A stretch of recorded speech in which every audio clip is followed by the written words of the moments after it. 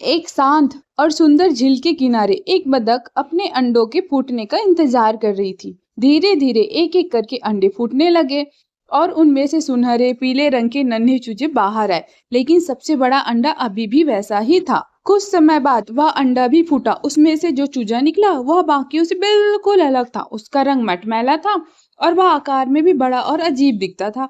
बाकी सभी बतख के बच्चे उसे देखकर उसका मजाक उड़ाते थे। कोई कहता तुम कितने अजीब और बदसूरत दिखते हो, तो कोई उसके साथ खेलना भी पसंद नहीं करता था। वह बेचारा नन्हा चूजा अकेला बैठकर तालाब के पानी में अपनी परछाई देखता और उदास हो जाता। वह अक्सर यही सोचता कि काश वह भी दूसरों की तरह सुंदर और सुनहरा होता। जैसे जैसे समय बीता, कड़ाके की ठंड आने लगी और तालाब का पानी जमने लगा।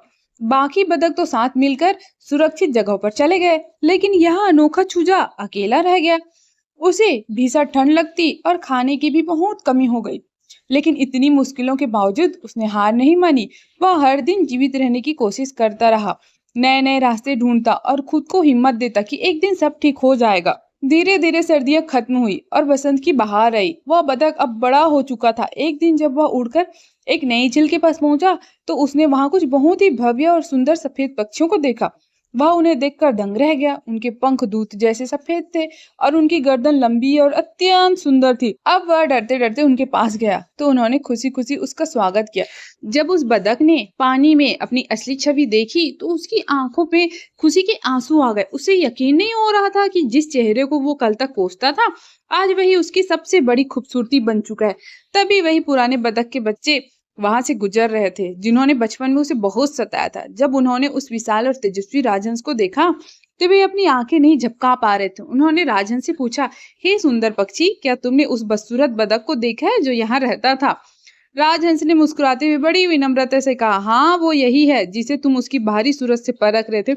वो अंदर से राजहंस बनने की तैयारी कर रहा था।